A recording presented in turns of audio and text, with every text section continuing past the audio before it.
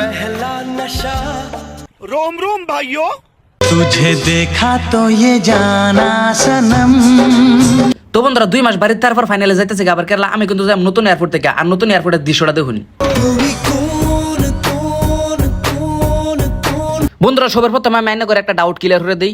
বর্তমান কিন্তু গুয়াহাটি এয়ারপোর্ট দুইটা, আইনারা কোন এয়ারপোর্টে যাবেন আইনা করা কিন্তু কনফিউজ হয়ে যান গিয়া। তো আইনারা একটা বস্তু মাথাতে রাখবেন, টিকিট কাটার সময় টিকিটের তলে দেখবেন টার্মিনাল নম্বর লেখা থাকে। টার্মিনাল 1 মানে এটা হচ্ছে পুরানো এয়ারপোর্ট, টার্মিনাল 2 মানে এটা হচ্ছে নতুন এয়ারপোর্ট। ফাইনালি আমরা গেট আধার কার্ড আর টিকিটটা দেখাইয়া এয়ারপোর্টের ভিতরে এন্ট্রি মারলাম।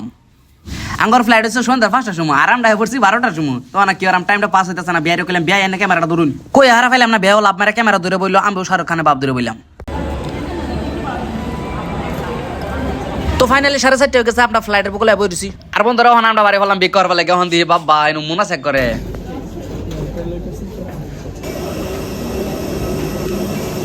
একদম লাস্ট পর্যায়ে ফ্লাইটের ভিতরে এন্ট্রি মারলাম। এন্ট্রি মারিয়ে দিহি বাবা সকিনা বুবু।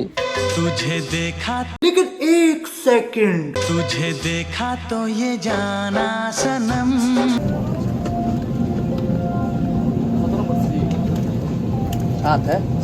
বন্ধুরা সিট বিছাইতে বিছাইতে ফাইলছি খুদে যাবো রে। पहला नशा पहला खुमार।